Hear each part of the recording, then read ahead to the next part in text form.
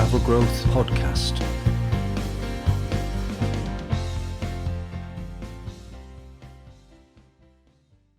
Hello, and welcome to the Travel Growth Podcast.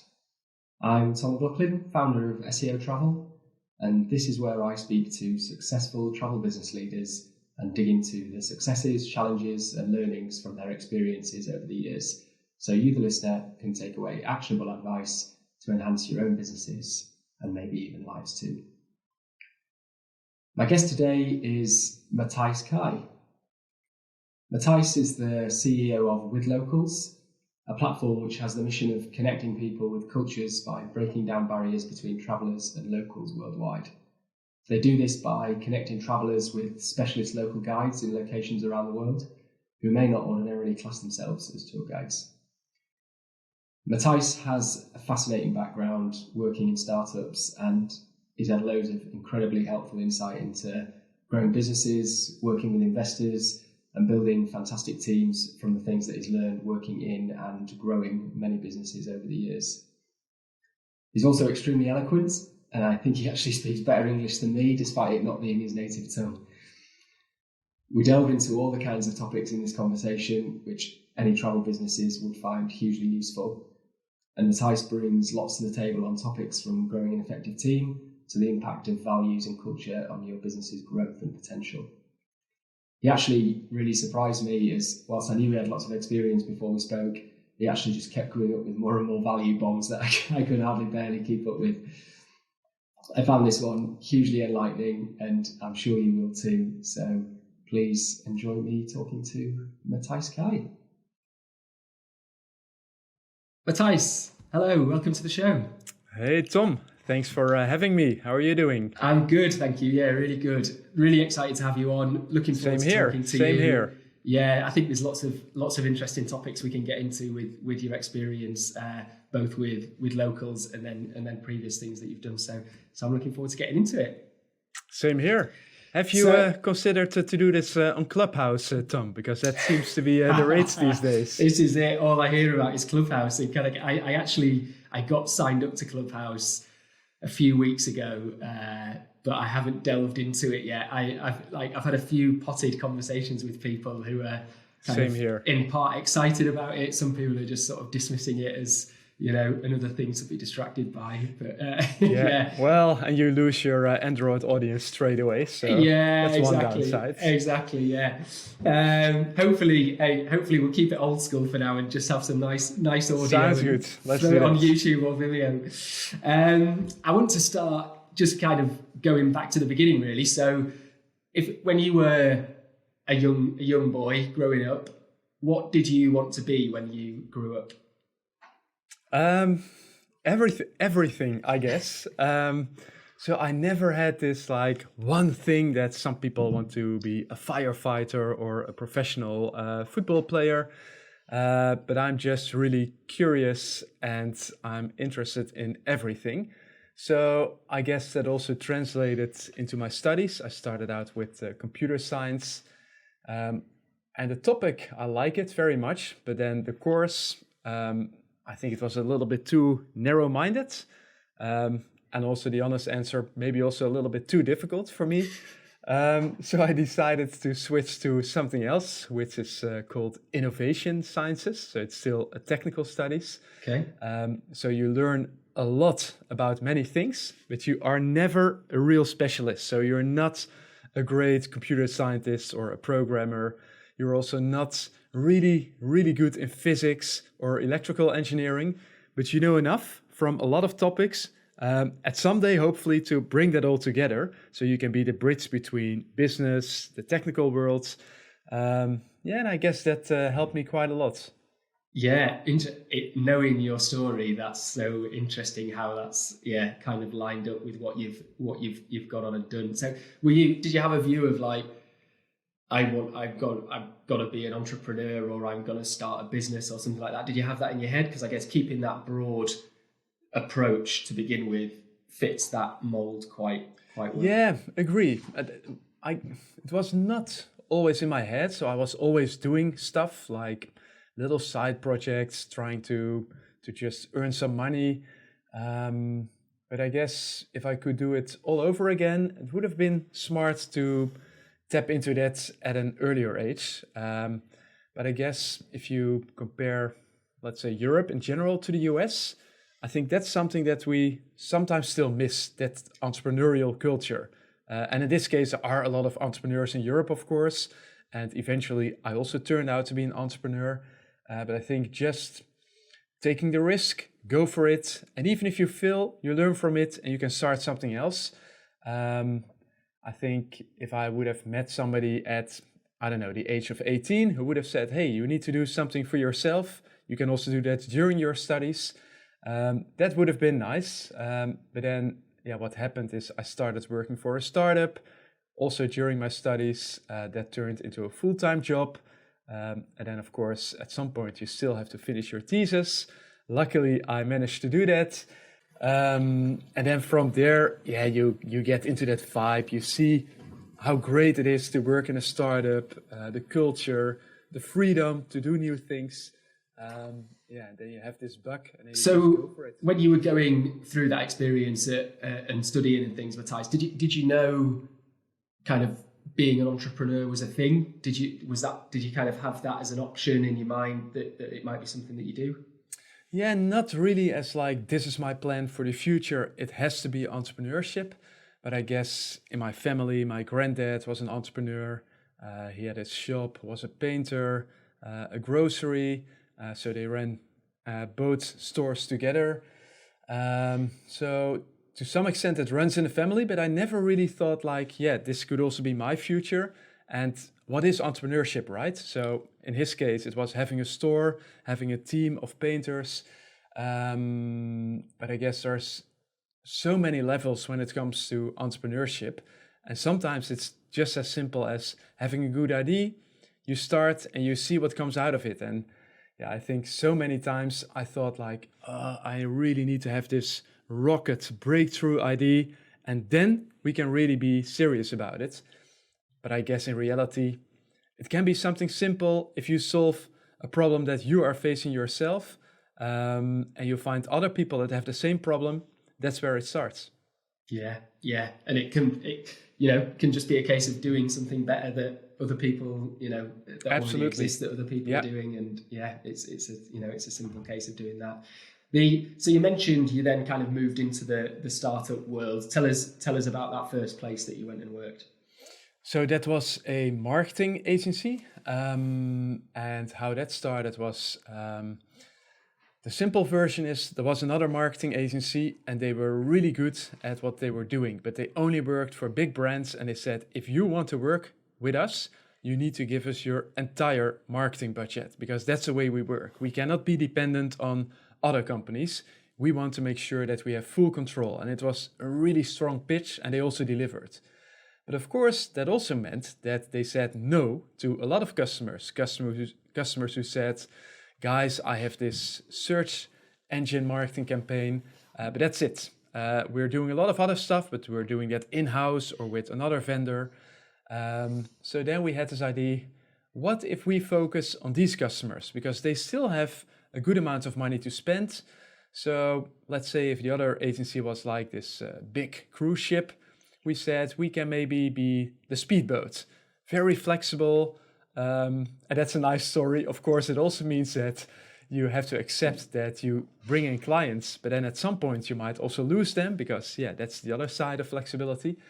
But that turned out to, that worked really, really well. And I think that's the nice thing about the agency model. So usually you take a cut of the media spend, a certain percentage, so that's money that is coming in, and then you bill the hours that you are working for a client.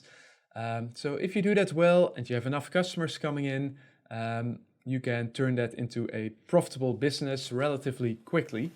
But it's not necessarily a scalable model, because every new customer, big or small, probably you need more people. So at some point it also felt like, yes, we landed this large customer, but then you could already see a minivan with 5 or 6 people turning up the next day in terms of new people. And that's also a challenge, because a team of 5 or 10, that's that's doable, and you might have some struggles, but you all know each other really well. But then with 25, you have all these new issues that you, at least speaking for myself, that you never had before, and also stuff that you have to learn. Like there are so many things that you can get from a book, but sometimes you just need to experience it before you know what it really means. And I guess Yeah. you know that too, right? Yeah, absolutely. No, you're pretty much describing our business, Matthijs. We can delve. So let's delve into it more. So was that something you started? Did you start that yourself, or did you go and work at that business? No, I started it with somebody else. So I was one of the co-founders. We got investment from a couple of people also to make sure that we could scale rapidly. Um, and the way we ran it is, it was in the beginning a relatively small team. So then you do a lot of things together, and only after some time you find out, yeah, what is really the role of everybody, and you have to be a bit more formal about it.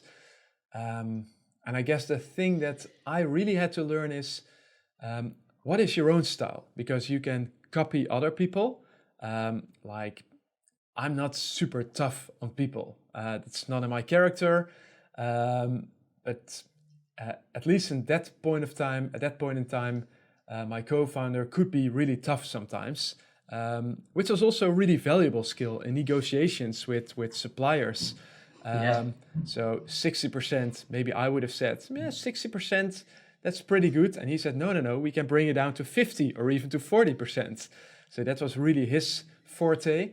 So then you also start to wonder like, maybe I also have to be a bit more tough on these topics. But I think a big learning for me was you also have to stay true to yourself. So what are your skills and what are you good at? And I guess building a company, also caring about the team culture, how do you keep that team together? Those are things that are really important to me. And I think that's also where I can make a difference. But that's something that you only learn over time. You don't go into a company saying, hey, I'm the expert on all of these topics, even today. So I have a lot more experience than when I started. But I wouldn't call myself an expert. Every day you try to learn something new, and you also make mistakes. And yeah, you always hope that those mistakes go away at some point, but I'm afraid that's also part of the deal. Yeah, absolutely. And how long were you kind of running the agency then? At what point did you decide this isn't for me? And how did that come to an end? So that was for about 3 years, and it was really not a point of this isn't for me. Well, maybe except for the scalability part, but that was more that feeling in the back of your head like scaling will always be difficult with a company that is so dependent on people. And around that time, and you also know that the whole marketing and advertising industry was really turning towards technology and data. And how can we leverage all that data in such a way that you can actually get relevant insights from it? Like having data, that's not really difficult. You can have like data warehouses, you store everything in the cloud, but that doesn't always translate into insights. And that was exactly the problem that we had in that agency. So we had a lot of data, but how are you going to make sure that you use all that data in a smart way and then make the right decisions on how do you spend your marketing and advertising budget? So this is what I alluded to in the beginning. You have this problem, which is a really complicated problem. We couldn't really find a good solution in the market, or at least not an affordable solution. So we said, well, we do have a lot of smart tech people in the team. What if we try to build something ourselves? And in the beginning, we just tried it out within the agency, but quickly we realized this could have potential to be part of a new company. So I made a good agreement with my co-founder. He would continue to run the agency.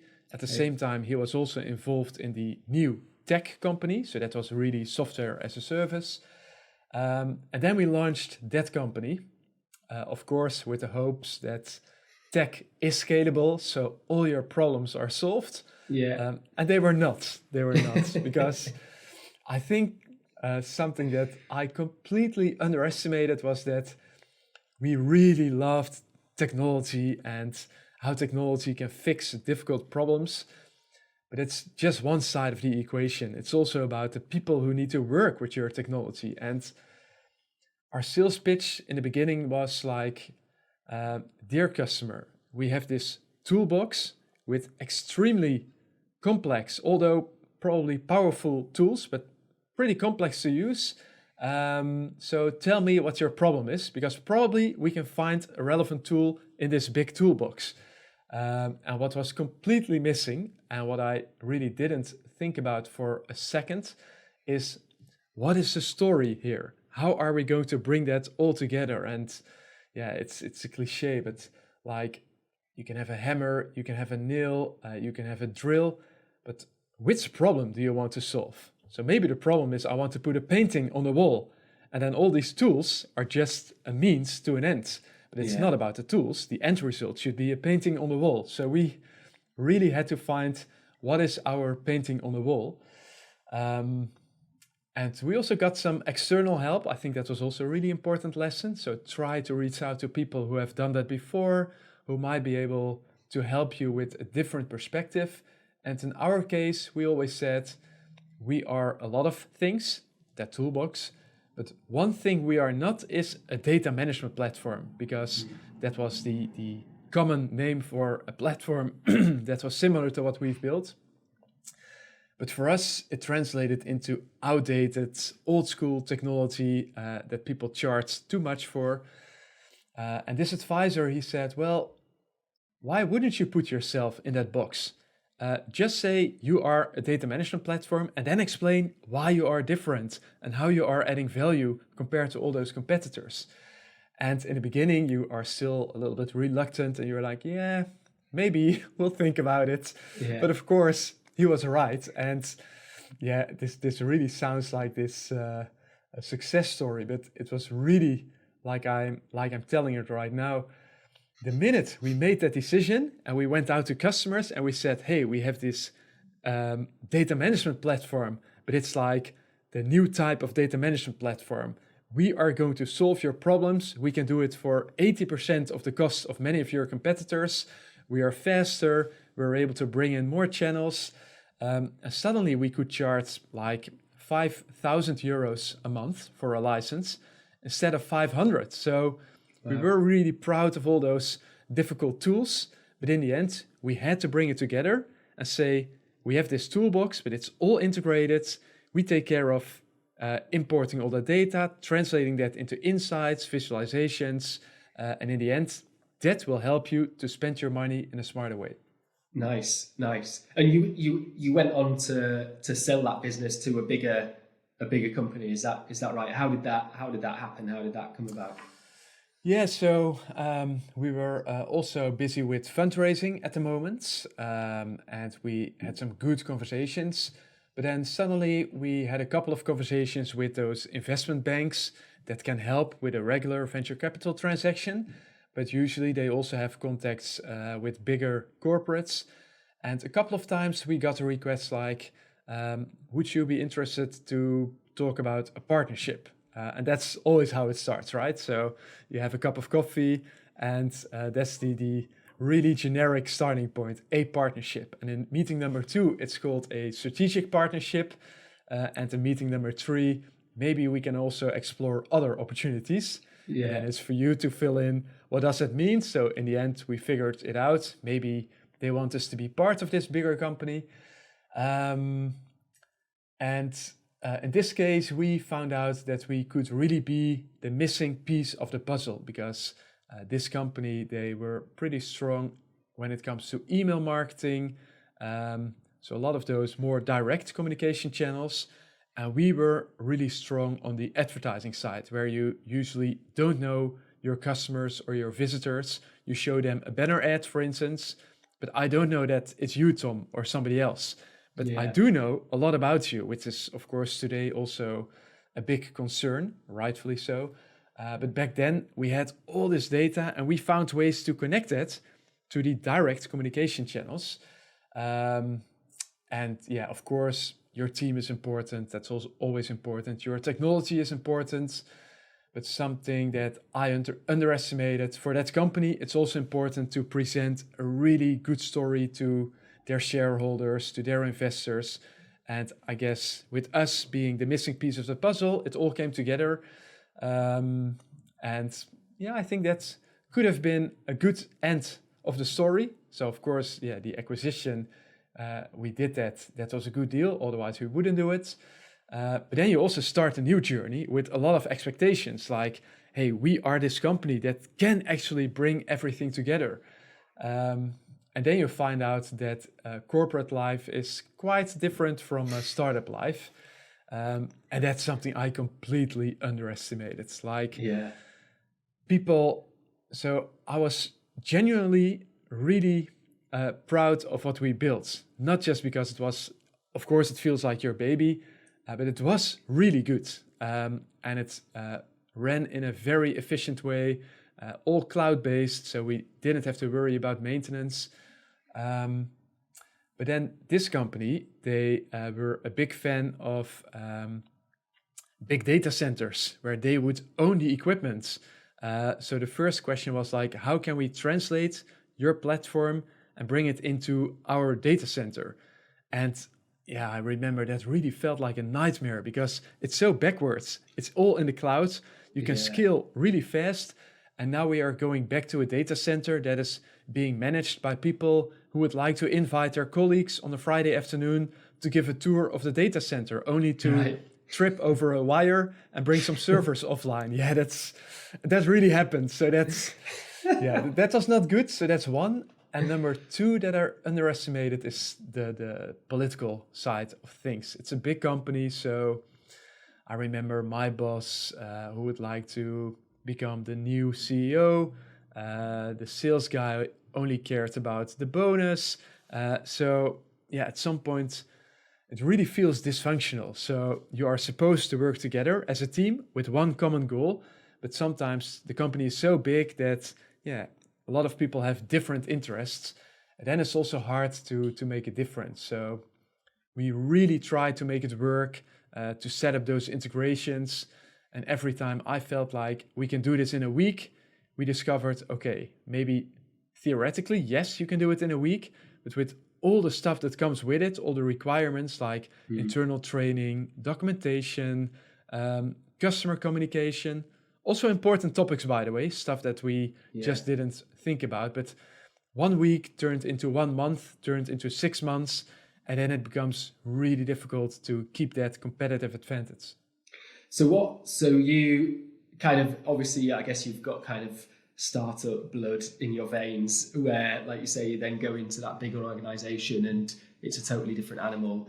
In your experience of those two things, like what would you say are the key positives of being a smaller business versus being a bigger business? And I guess like the drawbacks as well, like where do you pull on now when you're kind of thinking, because obviously Withlocals is growing and, it becomes more people and you almost at some point as a startup, you risk becoming that bigger business that, growth is always the goal, isn't it? So how do you kind of balance those two things of getting all the benefits of the small business and kind of building that into something as it grows? Yeah, good question. So, of course, all the usual stuff, small company means you can be, it's not always the case, but you can be more agile. It's also easier to make sure that everybody understands this is really the reason why we are building this company, because you can come up with really complex strategies. But if nobody understands the why, like why are we building this company, it's not going to make a difference, that strategy. So I think that is super important. And the bigger you get, and especially in a big corporate, the easier it is for people to forget about that why element. And I think, maybe one last example from the corporate company. A lot of people really treated the company like kind of ATM. So you go to these nice conferences, you book a nice flight, you book a nice hotel, and everybody knew all the tricks how to max out the available rates. So business class was not always possible, but if you book economy class at the very last day, you still get a lot of miles. But then if you ask people, hey, would you also do that if you have to pay this from your own pocket? Of course, nobody would do No. that. And I guess that's also a difference between a small company that you run with people who maybe put their own money in it and who really feel like, yeah, we have to do this together. So we also have to make smart decisions. And I should not always make a decision that is only in my interest.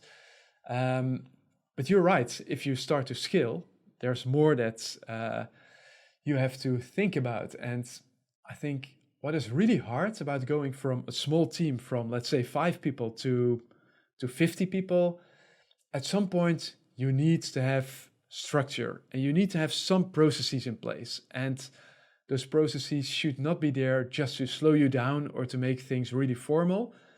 But without processes, it also becomes difficult for the employees, because if you cannot tell them this is your role and this is how you can grow in that role and what it means for you financially, for instance, those are really valid questions. And in the beginning, you can just do it ad hoc, like, hey, great year, great performance, we're going to give you a raise.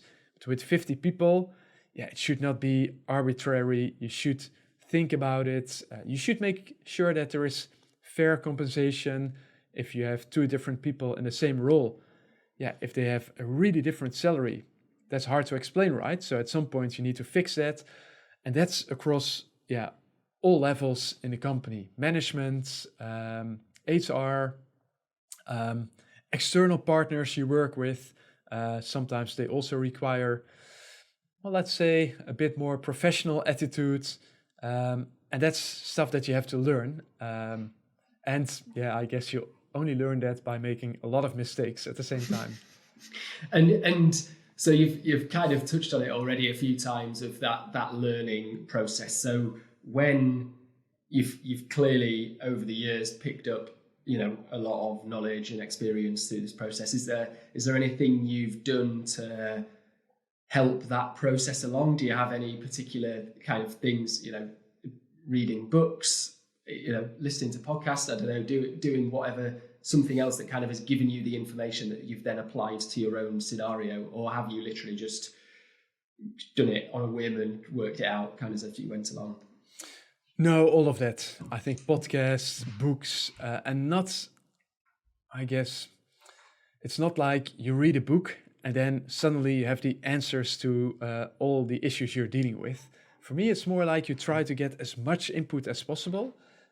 So podcasts, books, super relevant, blog articles, platforms like Quora.com, for instance, where you can ask questions or read the answers from other people. But also talking to other people. I think that's something that, I think if I could only pick one thing, that would be it. So try to talk to people also from different industries. That can be really, really relevant. So in my case, when I joined Withlocals, so the company was already there for a couple of years. I know the founders quite well. And then I was still working for that corporate. They just landed their first big investment. And they said, hey, we are looking for a new CEO. Would you be interested? And then, yeah, same story. You talk a little bit about it, have a cup of coffee. But in 5 seconds, I already knew the answer, because this is what I really like to do. It's a startup moving towards scale up. But that was also a brand new market for me. And that's hard, because, everybody likes to travel, but it doesn't mean that you also know a lot about travel. So then you have to read about it. You have to talk to people who understand this market. Also, in our case, like, we are a company in the travel market, but technology also plays an important role. So lots of different angles. So back to your question, talking to people with expertise in this area, that has been really, really helpful. Also, especially when you deal with a difficult issue, like maybe it's about HR, and then you talk to somebody who has had that issue before and who can tell you, hey, if this is the case, step back a little bit, try to understand the full picture, and then go in and bring all stakeholders to the table. Because at some point, there's a risk that you become the troubleshooter. So people say, hey, this is not working, you have to help me. And then somebody else says, you also have to help me because I'm also in this situation and I have a different story. So then you learn that, you need to bring people together. And then the next step is, can you find a way for the entire company to solve that in a more structural way? Whether it's a feedback training to help people to give more direct and honest feedback, how to be receptive to feedback, how to build an open culture where people feel safe and they can ask questions. And you just need somebody else who can guide you through that process. But then in the end, it's with you, right? It's up to you what you learn from it. And then ultimately you have to make the decisions. And how do you go about finding those people and then contacting them? Is it, I guess, because there's obviously lots of people out there, and a lot of the time they'll get lots of emails from lots of people. So if a stranger just lands in their inbox, you're not going to get a reply. Have you got any tips on how to go about that? Network is really important. So I guess for all the people who have had the experience to do any fundraising, a lot of investors will say, hey, what we can offer you is our network. Sometimes that is super valuable. Sometimes it's just an argument that's maybe not so valuable. But I'm lucky that we have investors who do have a really good network, which means that if you want to talk, in my case, there is this very large hotel booking website in the Netherlands. And that's a very relevant company, right? Because they're in travel, they have been able to grow super fast. They've had all kinds of issues along the way. And if you can talk to somebody who has been there all the way from the beginning, who understands all the issues that you are facing today, but also that you may face in the next 2 to 3 years, that's a really relevant conversation. And then sometimes an investor can help to make that bridge. I think another one is just reaching out directly to people and I would say be direct. Don't go for a really long story. If you say, hey, I'm looking for some advice and I think your expertise could be really valuable, you send a message on LinkedIn, and you're right, 9 out of 10 times you might not get a response. But at the same time, many people are willing to share their experience. And the last one is conferences, which today is not really an option. But I've been waiting so many times for speakers just when they finish their presentations. The only thing you have to do is find the back door of the speaker room, for instance. And then suddenly there's the CEO of TripAdvisor. And you probably only have 1 minute to make your case. And it, of course, is not just about meeting the CEO, but sometimes these guys have super good insights and they also have a super good network. So you spend a minute of their time and they can link you to somebody else, their company or another company, for a follow-up conversation. So I think you also have to be smart about it. Love it. Yeah. This I got brought up being told shy boys getting out, and that's I've always thought you've got to go and give it a go. And I think to your, I underplayed it a bit in the question, but it is surprising how many people do reply if you send a well-crafted kind of personal email that is concise. And obviously, it's not going to happen with every person, but if you find a pool of 10 or 20 people and you take that personalized approach, it is surprising how people who are seemingly out of reach will actually pay attention and get back to you. So you mentioned investment there. It sounds like through kind of a lot of your experiences in the places you've been, you've had investment. How is that something you would recommend for everyone? Do you have any tips for going about like how, what drives the thought process behind that and saying, we should go and get investment, and like, what are the benefits and the pitfalls? So if you are able to bootstrap your company, which means you build a company with your own money, or maybe a little bit from family and friends, but not external investors, I think that's a really great way to start a company and also to stay independent in the sense that you still have to make smart decisions, but those are always your own decisions.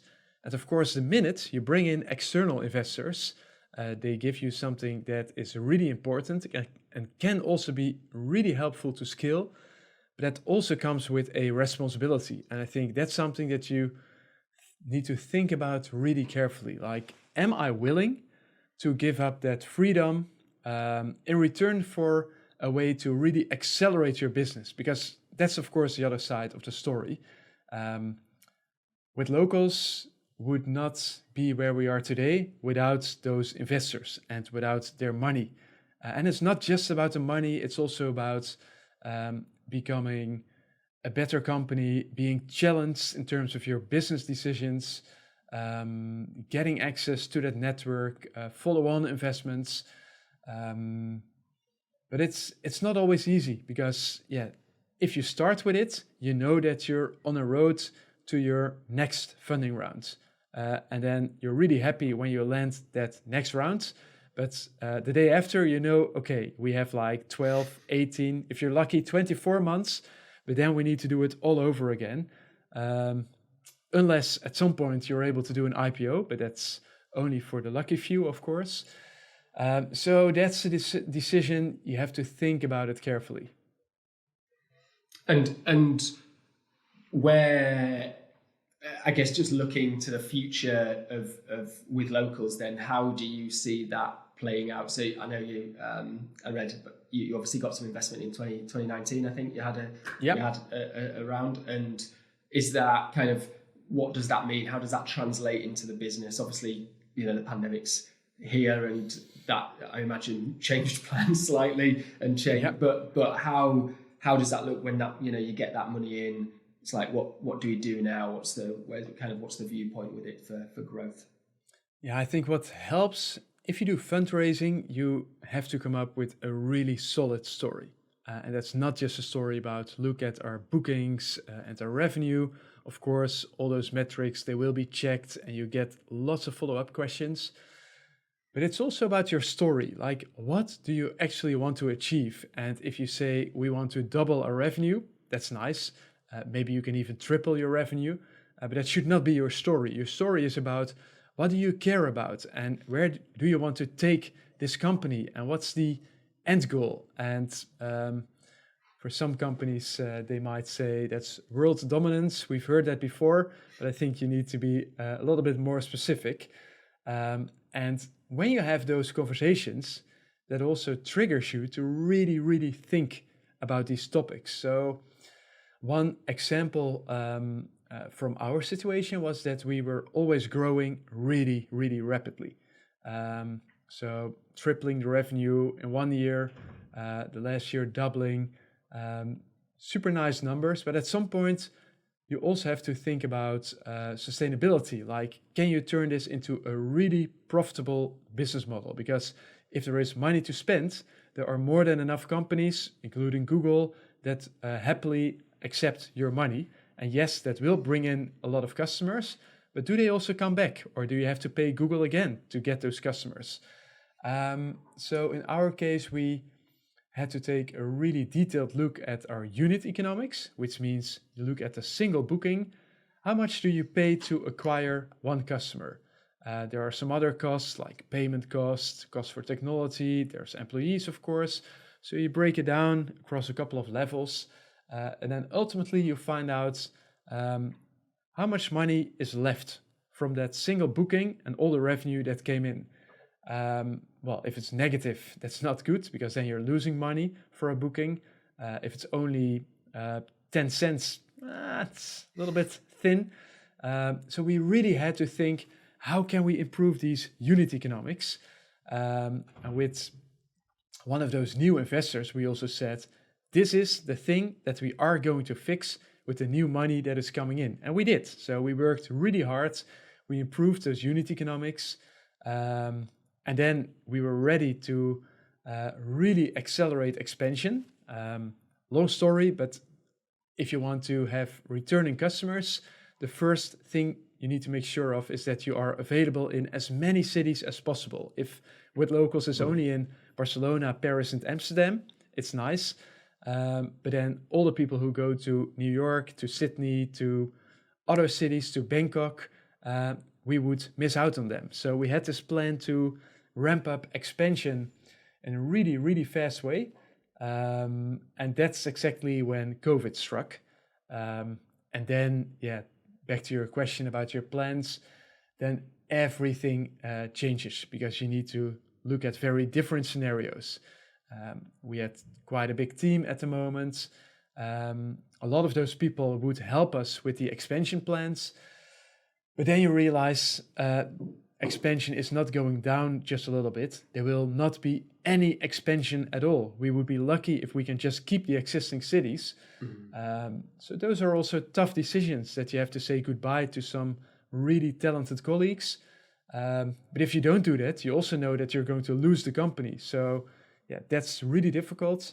And that's also when, depending on the investors you have, but in our case, they were there for us in the good times, but they were also there for us when times got really rough at the beginning of COVID. And I think that's a really good sign. If you can have that kind of relationship with your investors, of course, they also ask us, hey, what is the plan going to be in this new situation? You come up with new plans, but then, you're in it together. So what are you going to do? Yeah, I think the point of, I guess, the investment side of it kind of forcing you to step back and think about what you're doing and where you're going.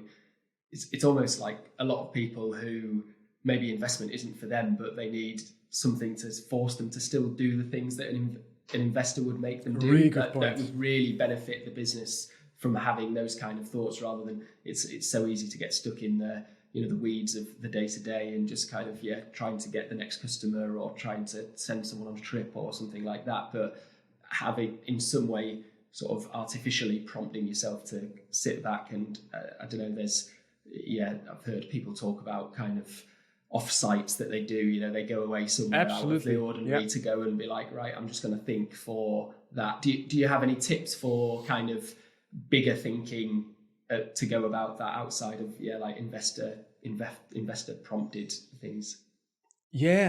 So I think you already mentioned it. Offsites, those help, but also for me personally, if I go out for a run or a long bike ride, for instance, that's a really good way to clear your memory.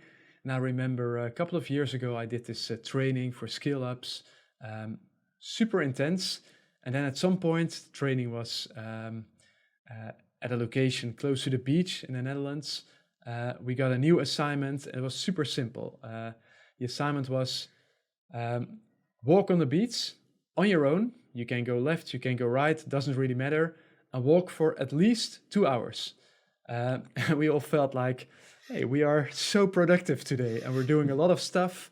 And we had 14 presentations, all from experts, really insightful. And then this felt like, okay, now we're slowing down to a crawl. What is this? A 2-hour walk.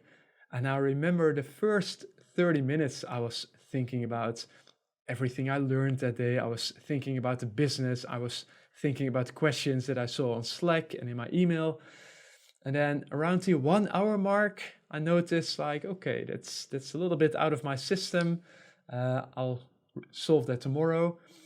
And of course, the goal of that long walk was to make sure that you can really zoom out and that you don't stay stuck in all those daily little things, but that you can zoom out a little bit and think about what really is the big picture. And to be honest, you know that it's good for you, but you always take too little time to actually do it because every day is busy, right? I think a lot of listeners, they will recognize this. It's 10 p.m. in the evening and you feel like, okay, there's just 3-4 more things that I would like to finish today. And then tomorrow there's a new day, your whole calendar is filled. And when exactly are you going to find that moment to really zoom out and think about, okay, this is what I'm going to do next week or maybe next month, but what do you want to do next year or even the year after? So long story short, what I've learned is you just need to allocate time to that. So with your management team, just scheduling an offsite, I don't think that is going to work. It's a fun experience. You talk for a day and you have a nice dinner and maybe some drinks. It's also good for bonding, but it's not always super productive in terms of the output. So I would recommend prepare it really well. So it can be super simple. You just tell people, try to come up with one or two big ideas. Maybe they are not feasible today, but just try to make a case for it. So you can share it beforehand so people can comment on each other's ideas. And then you use that offsite or it can be a day in the office, but then you use that time to really go into detail and look at all those ideas. And I think that's a really good way to make sure that you can, for one, zoom out, and number two, also make sure that you do that in a productive way, that it's not like a 3-day brainstorm without any conclusions. Yeah, love it, love it. I'm a big advocate for getting out. I think again, like the pandemic's kind of prompted more people to be going out for walks and things like that. And I think, to your point of it takes a little while to almost kind of decompress from the little things. But if you push on through that and you stay out in that space wherever it is, that's when you start to feel the bigger thinking happening. And actually, for us, it was on a long run when I came up with the 100% give profit giving concept that we're going to, and it was exactly that. I'd been running for 40 minutes, something like that, and I was out in the middle of nowhere. There was no one near me, and then suddenly, you start thinking, all right, is that possible? Or no, that's not possible. We can't do that. And all these things start to just fall, seemingly just fall into your head. And so. That's a great example, right? Because that's not something that would be the most logical next step. Maybe you would think about scaling faster or even getting outside capital to do that. But you made a really, really radical and different decision. And I think that's something that only happens if you really allow yourself to indeed take some time off and to also accept that some ideas can be wild ideas and they feel really far-fetched. But usually those are also the great ideas that can really make a difference. Yeah, absolutely. I mean, that idea for us is kind of really honed in on the mission side of things, which you mentioned a bit earlier. And you've got a pretty clear mission of connect people with cultures by breaking down barriers between travelers and locals worldwide. How does that, having that kind of real top level mission, sort of trickle down into the business? Do you have a sort of a set of values underneath that? How does it sort of all fall down from there? Yeah, good question. So that mission, that has always been part of Withlocals. Travel, it's a really big market. There are lots of companies that are offering tours and activities in many different ways. But our starting point was really, how can we connect the traveler directly to a local guide, even if that person is not a professional tour guide? And the whole idea, of course, is that if there is a chef from a restaurant in Barcelona and you do a food tour with this chef, yes, he is not a professional tour guide, but for sure, he's going to be able to tell you a lot about the food in Barcelona, and he can bring you to places that you would never ever find yourself. So I guess if you look at a lot of cities, Amsterdam, Barcelona, London as well, there are a lot of tourists who see lots of highlights of the city, but they never talk to a person who really lives there. And that's okay, because it's your own choice and you can travel the way you want. But sometimes people don't realize how valuable it can be to get that local perspective. So like you said, connecting people and cultures, that's always been the backbone, that's our mission. But from there, we also had to think about, what does that really mean for us? So what do we care about as a company internally towards our local guides, the hosts as we call them? So we did a session with the team to come up with, also started as a brainstorm, if you think about Withlocals, what are for you the most important values? And then you get whiteboards filled with all kinds of content. And after that, you try to see, can we maybe cluster that a little bit? Can we bring it together? So in our case, one thing that kept coming back was passion. So being passionate about something. And I remember the first time I heard about it, I was like, it's like this. Yeah, what do we really mean with it? And lots of companies are saying we are so passionate about what we do. But then I dived into the details and I could really see why people are so passionate. And it's about many things. It's about giving our hosts a fair income. Because, yeah, especially in some parts of the world, it's not easy. And being a host can really make a difference from having no job or a job with not enough income to having a fair income. So, yeah, that's an important element. It's also about, we have so many challenges, like all companies, of course, but yeah, how are you going to approach those challenges? And if you really feel like we can do this together, that's also when you need passion. And I think the final one is, I really believe that our hosts, our team, but also our guests, the travelers, they all share passions, right? So if you are really into food, maybe you like my example about the chef in Barcelona, and you feel like, oh yeah, I can't wait to go to Barcelona and actually do that tour with a chef. But maybe one of your friends is into architecture, and if he is going to do a similar tour, but then with an architect, you have a really different vibe, and you can talk about about Gaudi and all the famous landmarks in Barcelona. So Yeah. similar concept, really different experience, and passion is really the key element. So that's one. And then we said authentic is also really important, because a bus tour with 50 people, that's just not with locals. Again, there's nothing wrong with it, but it doesn't fit into our concept of more personalized traveling. Personalized for me means you want to do this for a small group, for just you and your friends, maybe you and your family. So that was a really conscious decision. So we want to keep it authentic. And knowing those values, that also helps you when you have some difficult decisions to make. So in a lot of cities, we have off the beaten track tours. But at some point, they were so popular that we had multiple groups waiting to start their off the beaten track tour. Well, you can imagine that's Nice. yeah, that's suddenly it feels like maybe now we are becoming this big tour operator. Yeah. Can we really call this off the beaten track? So you have to think about, yeah, what does authentic really means to us? Also, when it comes to, I don't know, in the Middle East, for instance, you can go quad racing in the desert. But is that really in line with our values and how we care about sustainability? There are lots of places where you can visit animals. Sometimes some sanctuaries are really good, but some of them are, let's say, pretty commercial. If you want to be authentic, should you really go there? So we said, no, we should not go there. So a lot of tours have been scrapped from the list because they don't meet that value.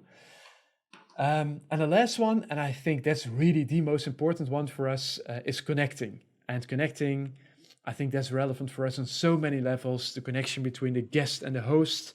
How can we do that as well as possible? But also internally. I think there is always some competition, of course. But in the end, you also want to have a team where people really want to help each other. And how can you help yourself, your colleagues, when it comes to personal development? And I think connecting is a great way for everybody to understand this is what we care about. So passionate, authentic, and connecting, those three values really come from the mission of connecting people and cultures. And yeah, from there, you're going to make it more specific, but you have this guidance for everything that you do, whether it's HR, external communication. You can basically look at a wall.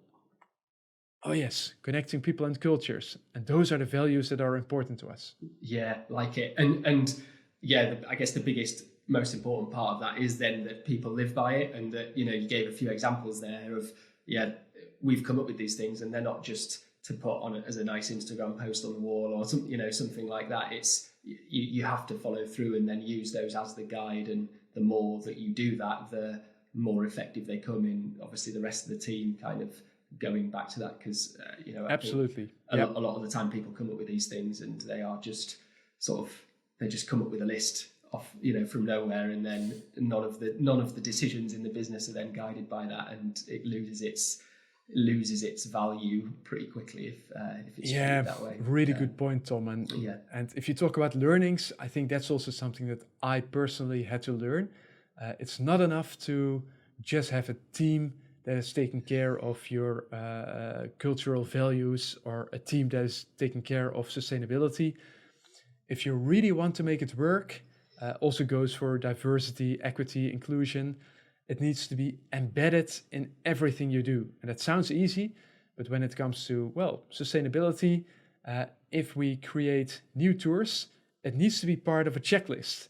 Because if it's an afterthought, then it always comes last. And then you're already too late to really make an impact.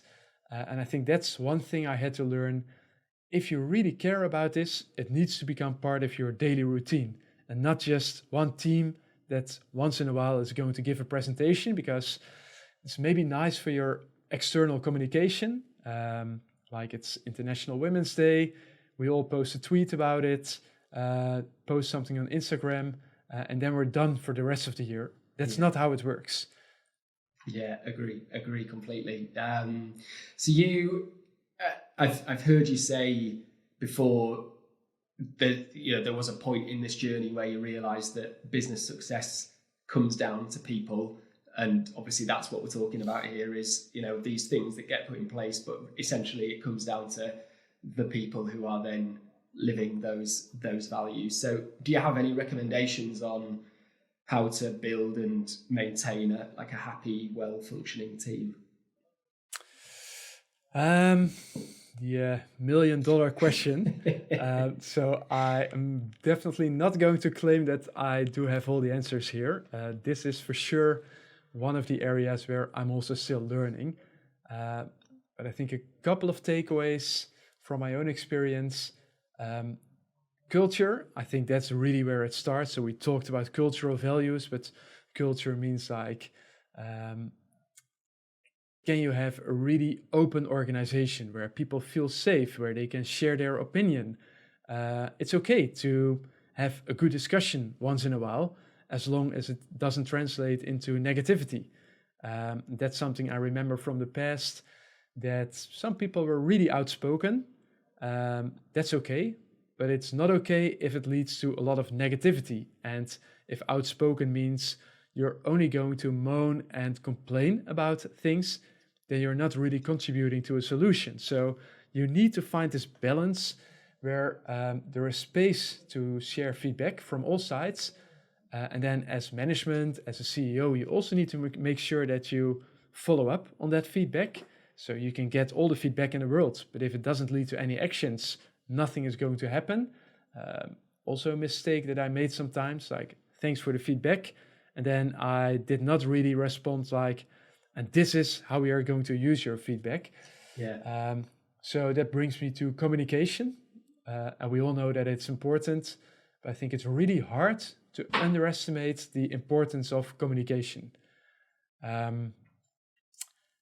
If you are not able to explain where you are going as a company, why you are working on the current strategy, what the role is of people in that strategy, then everything becomes really hard, because people feel isolated, like they're on a little island, and they just see their own work and they don't really understand how this fits into the bigger picture.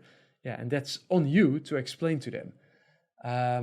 And do you have any recommendations on that front? Kind of, I guess, filling people in on that bigger picture. So we touched on people, going out yourself and working out what the bigger picture is. Do you have anything as to how you then take that and communicate it to the wider team?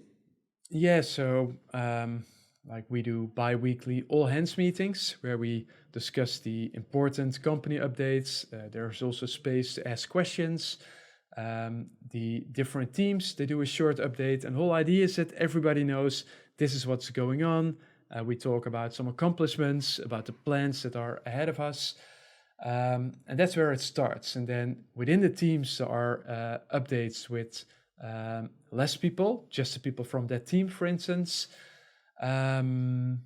So that's really the communication side.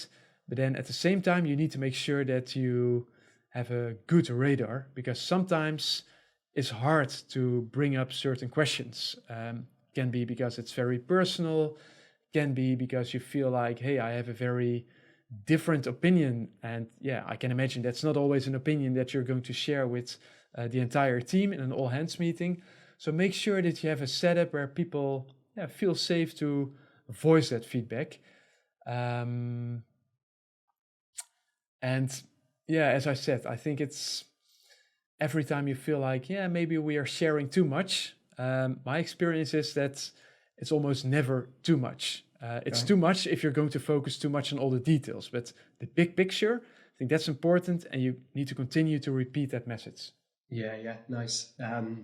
I saw in my research when I was digging around for some of the stuff that you talked about, you said that silos are the biggest danger to any growing company.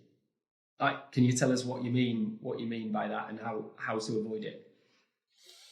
Yeah, so that's something that we experienced even recently. So when COVID struck, we had to make many changes. We talked about it a little bit.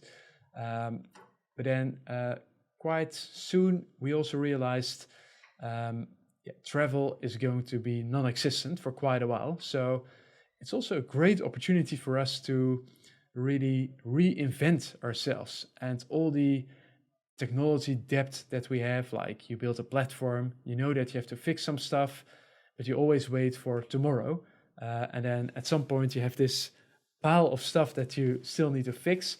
So we worked on that. We worked on making things more scalable, but we also worked on new initiatives. Like, if we believe in our mission, connecting people and cultures, can we also do that online? So not a tour in a city, but a tour via Google Meet or Zoom.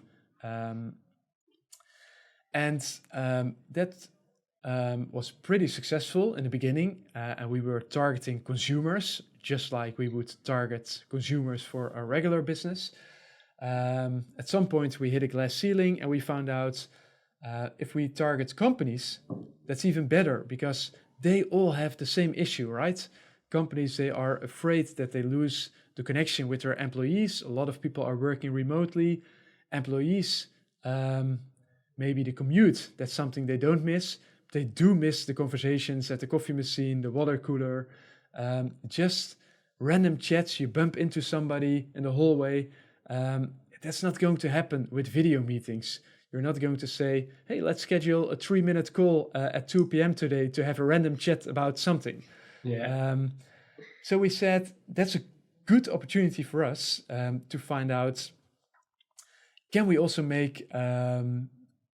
add value there? And that worked pretty well. But then, talking about silos, you have one team who's going to work on let's call them offline tours, the B2C world. And then there is another team that works on the B2B side, selling online experiences to companies. And that is still part of the same mission. But at some point, you are so focused on that single topic in your team that maybe you also lose the connection to some other employees. So takeaway there is, make sure that people continue to understand the big picture, and why are we doing B2B and why are we targeting companies? Because it helps to bring in revenue that helps us, on the other hand, to build the best platform for when travel comes back. And if travel comes back, Withlocals will be ready, and we're going to run out of that gate. But if you don't explain that message, or you hear about it, but you don't take any action, then people might feel like, hey, now suddenly it's like two little companies next to each other. It should not be two little companies. We are one company. Yeah. I love that switch that you made, because it was definitely something, obviously a lot of things just turned into virtual, and there's that kind of sweeping umbrella of, oh yeah, let's go virtual. But it's an interesting one now. People were stuck in that, let's do a quiz or let's do a video call, and it did become very kind of done, and everyone was tired of it. So having some different options there. I remember just thinking back to our Christmas party, and you were thinking, like, what can we do here? We don't just want to sit on a camera sort of making small talk. We want something to do. and it was hard to come up with good things. I might speak to you afterwards, Matthijs, about what we're doing there. I might have some good ideas. Tom. So, and then, equally, I think there's been this narrative of, everyone's gone to the virtual world and we don't need offices anymore, and we don't need all of these different things because we can do it all online. But actually, my opinion and my feeling of this is that it's emphasized how important it is to be together and for people to come and do things, because exactly the reason you said, you just miss out on all those kind of soft conversations that are not really about anything, but you just have because two people are in the same space at the same moment in time. I think that is being overlooked a little bit in the conversations. People are enjoying like jumping on this, we can work remotely and no one ever needs an office, where I think my take on it has been kind of the opposite. It's great, it provides some flexibility and we don't need to be in the office all the time, but we should have some time in the office so that you get that sense of kind of community and togetherness with the team.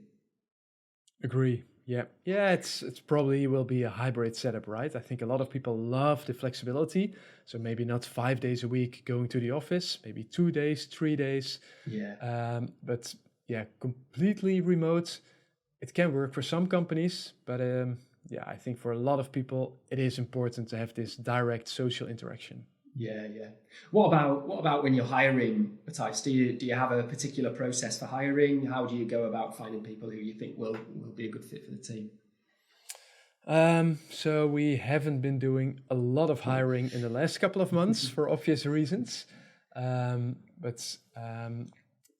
it starts with a good idea of the role that you need to fill.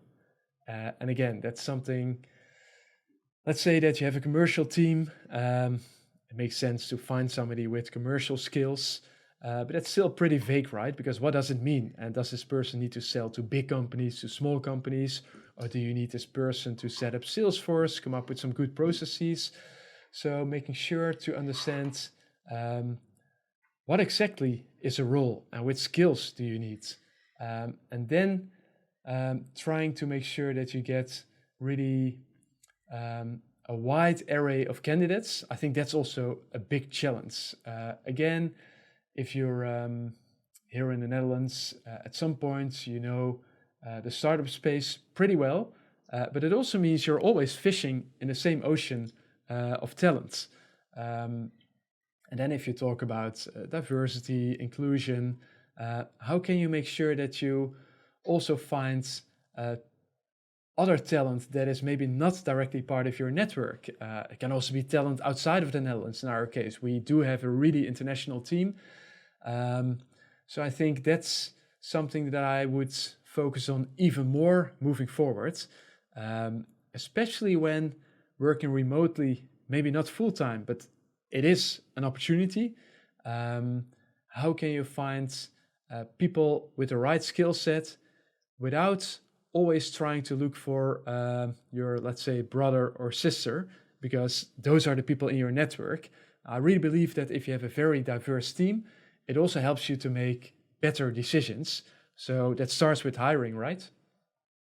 Yeah, absolutely. And I think that's a point that gets lost as well. When people are talking about diversity in their teams, a lot of people, it kind of gets talked about in a tick box kind of scenario, and it's like, we need to do this, we need to hit a percentage of people, but actually should look at it from the perspective of exactly the things. It's better for the business. Like if you have a more diverse team, then you will get a more diverse set of ideas and kind of the creativity that comes in as a result of people from different backgrounds.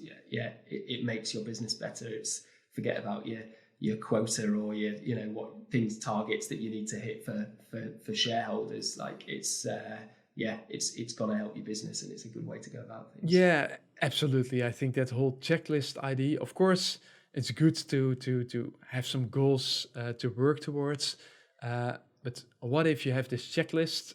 For instance, you want to have a certain percentage of people of color, but then all those people, they leave the company after 2 months because they really don't feel included. Then you are still not doing what you should do, in my opinion, because you failed to build this inclusive culture. So it's way more than a checklist. And also speaking for Withlocals, there's still lots of improvements that we can also do as a company. But I think realizing that you want to make a difference and then also having a plan how you can take care of that, that's super important. Otherwise, it's like sustainability and greenwashing. You say that you are doing something good, you do that once a year, and then you're all set. That's just not how it works. Yeah, absolutely. So let's talk about the marketing side of things a little bit more. So I guess from when you came on board at Withlocals, are there any particularly effective marketing strategies that have worked really well for you? Anything on the other side of the coin that has been not very effective and hasn't worked at all? Can you share some of your experiences on that side of things? Yep. So I already had this background in data and technology, but I was really lucky that Withlocals already had a team with marketing people who understood and still understand that market really, really well, especially when it comes to search engine marketing. It's so easy to spend a lot of money without a decent return. So in our case, we have this really the methodological, nice words, approach. We follow a specific methodology to make sure that for every keyword or a combination of keywords, we know exactly this is what we can pay to make sure that at the end of the ride, this is still profitable for us. Right. But then doing that in a scalable way across 65 cities, across a multitude of keywords, targeting the right audience, at some point it becomes pretty complicated. So you need people who understand those systems. They need to know how they work, how they need to work with how to do keyword research, how to set up strategies in Google AdWords, how to use technology to make sure that it's also manageable. And that's something that we already had in place. And I think also one of the success factors of Withlocals. So if you look at this whole tours and activities market, especially marketplaces, business models like Withlocals, is really a graveyard. There are so many companies who tried to make this work and they all failed. And the reason they failed, in my opinion, is not because of supply. So all of them were able to find good tour guides, come up with great tours and activities, but the demand side, that is super difficult. So how are you going to scale demand if your brand is not TripAdvisor or Airbnb, for instance? And that means you have to be smart. So I think that part we did really well, and that also helped us when we went out to raise money. I think the other part is also about building a brand. And what do you care about? And how do you make sure to send out the right message? And that's something we learned over the years. It's hard to measure, right? Like, there are some ways to measure brand uplift and brand recognitions, always expensive research, but it's not as direct as you can track Google AdWords, for instance. So maybe that's also the reason that we struggled a little bit with that in the beginning. How have you gone about that, Matthijs? How have you gone about building the brand? Any particular things that have worked well? So except from talking to some very expensive agencies, getting a lot of different perspectives, in the end it's about the same question, right? What do you care about as a company and where do you want to make a difference? So super simple example, probably the Wayback Machine, the internet website where you can see previous version also of the Withlocals website, will show you a really blue Withlocals website with a different logo. To be honest, I don't even know where the blue was coming from, but that was our color. But then we started to think about, okay, we want to connect people and cultures, and we dived into personas, target audiences. And we were like, okay, blue, maybe it's maybe a little bit too analytical, a bit distant. Is that really the best color for Withlocals? So you have all these discussions, and then we did a full rebranding, new logo, new colors, really big project. But that was an important step. I think the mission, the values we talked about, that was really important because it also helps to shape your external communication. And then the last one is just thinking about what is the message that we want to bring across. So you choose a couple of themes, sustainability, travel in general, the connection with the locals, for instance, maybe diversity. And from there, you plan your content on your own website, on external channels.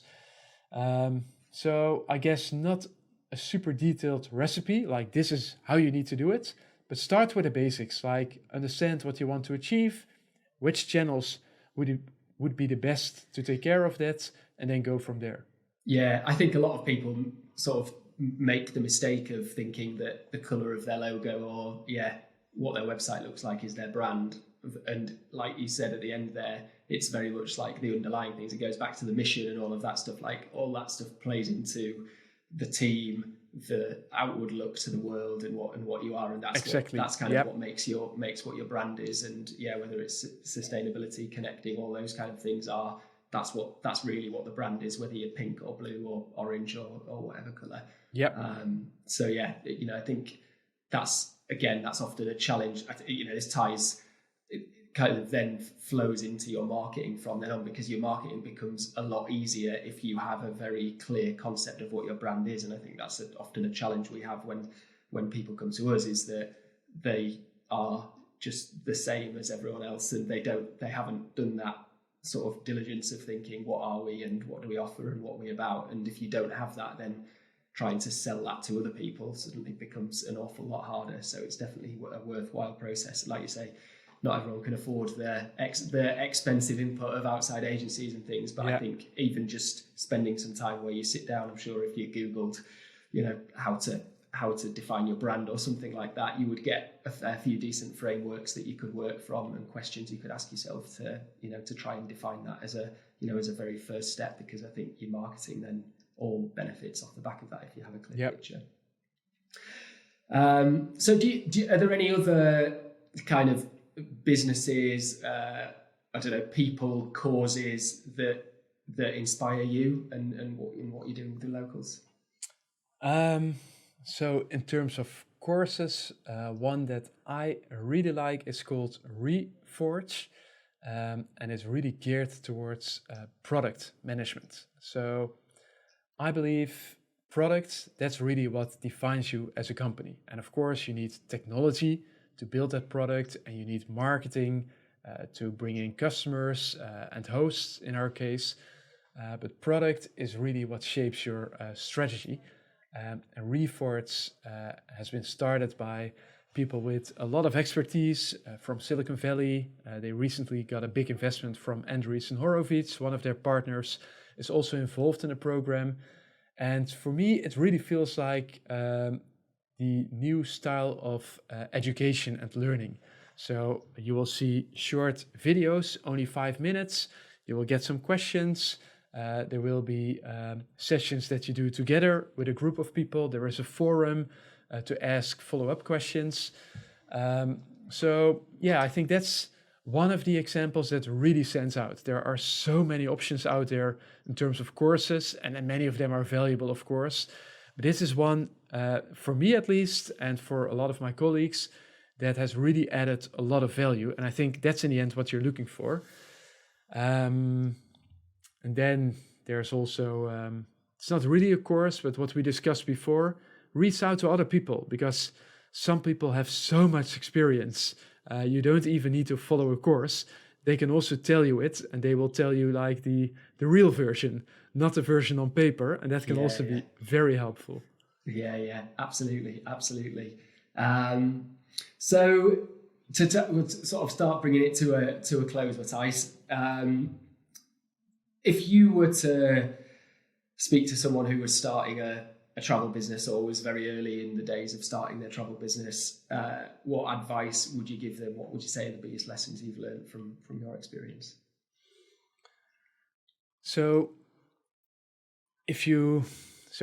let's say that you and I, this afternoon, we're going to think about a new company.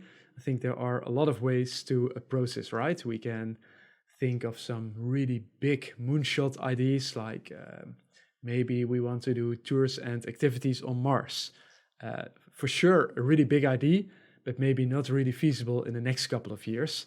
But I think many times that's exactly what's happening. People are going to look for this really, really big idea. And yes, we've all seen these examples from Airbnb, Slack, Google. They came from two people and suddenly it's a multi-billion-dollar company. But of course, those are the exceptions.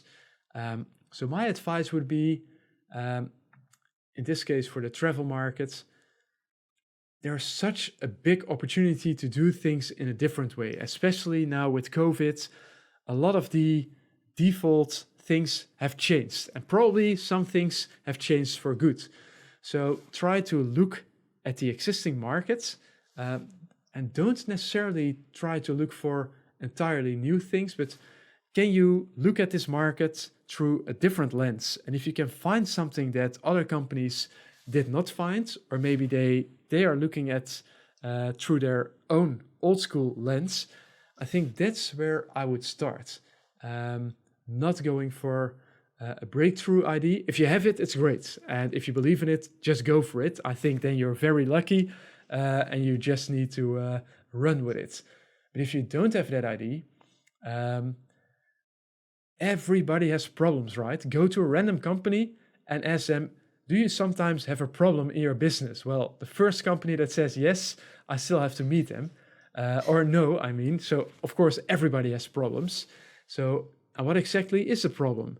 And what could be a solution? And so by talking to other companies, understanding the market more, and seeing this opportunity that might already be there for a long time, but you are the first one to look at it through a different lens, I think that is where you should start. And that's also how you can make a big impact.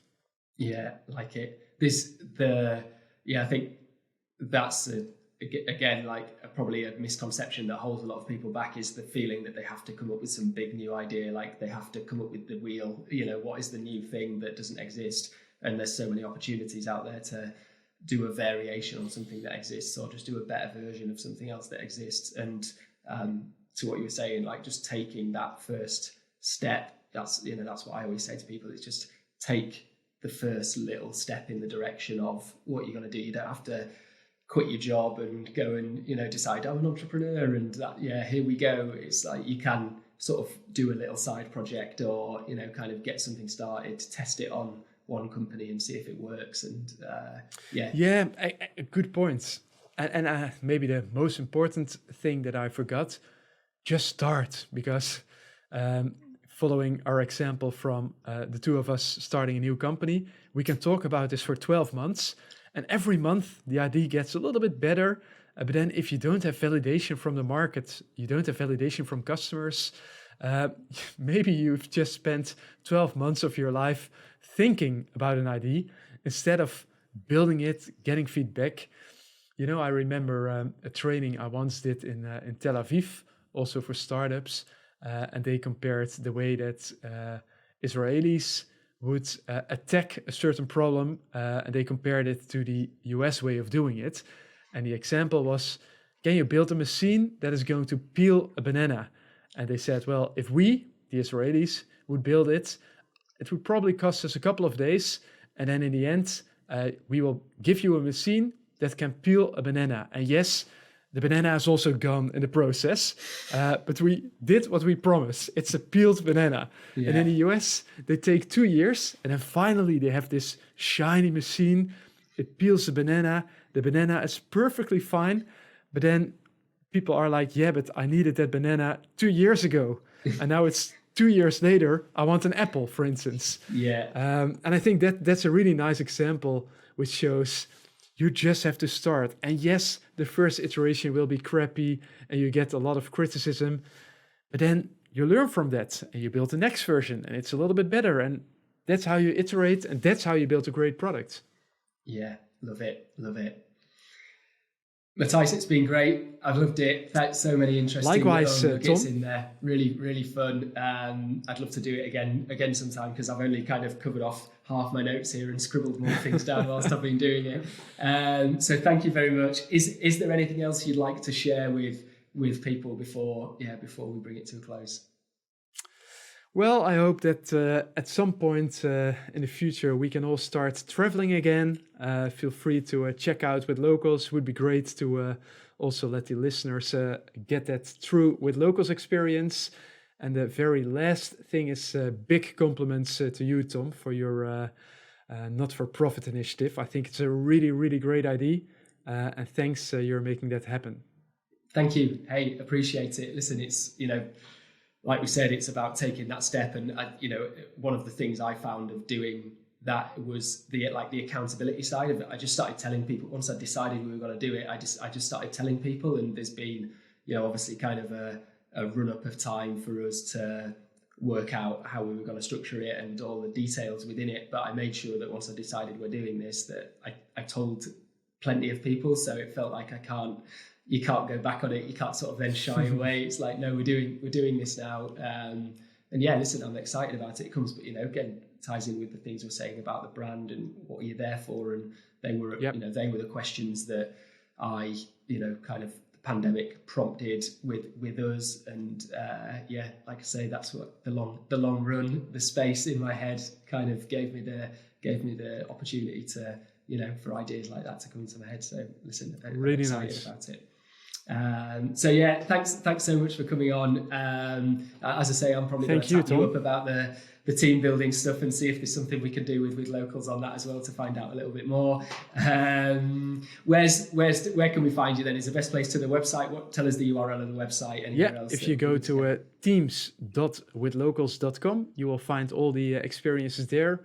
Some really nice ones, and it's all about engagement. So it's not about watching Netflix or YouTube. You will also be part of the action. Yeah, fantastic. Okay, so everyone, have a listen to that. Go and have a look at Withlocals. There's lots of cool stuff going on there. And yeah, thank you again, Matthijs. It's been lovely to talk to you. Really appreciate your time. Thanks, Tom. Cheers. Take care. Bye for now. Bye. Thank you for listening, everyone. What a lovely guy Matthijs is, and I'm sure you'll agree his insight is right up there with the best on the topics that we covered. Let me know what your favourite bits were on the various social channels or in the reviews on iTunes. You can find Withlocals at withlocals.com, where you'll also find links to their various social channels. I'd also highly recommend going to teams.withlocals.com if you're a business owner, as they have some really cool options for team building activities which are relevant now more than ever as the world moves to a more remote working environment. Obviously, I mentioned in the episode that I'm going to do that, and it's something I've spoken to since with Matthijs, and excited to do some stuff with our team on that front. You can go to seotravel.co.uk/Matthijs Keij for all the show notes, and the spelling of that is MATTHIJS-KEIJ. You'll also find links to the various things that Matthijs mentioned on that page too, and you can also watch the video of the conversation there, or visit seotravel.co.uk/podcast for other episodes that we've recorded where you can get lots of other insight too. If you're a travel company looking for marketing support from people who really care about your success, then please do get in touch at seotravel.co.uk, and we'd love to hear from you. You can also read more about our 100% project there, which outlines how we give all the profit that we make from the business to educational charities, both at home and around the world. We'd love your support in spreading the word so we can help those charities as much as possible. If you enjoyed the show, it'd be fantastic if you could review the show on iTunes and share there what your favourite bits were. Subscribe to it, and it would be amazing if you could share it with at least one person you know who you think could benefit from the episode and the insight that Matthijs offered. I'd love to hear from you and find out what you enjoyed so that we can continue to bring more content like this your way that you find entertaining and helpful. My email is tom@seotravel.co.uk, and I'd love to hear from you. We've got more fantastic guests coming up, so stay tuned for future episodes. And when you subscribe, you'll get notified whenever we release a new episode, so you can be one step ahead of the game. Otherwise, thanks so much for listening, and until next time, happy travels.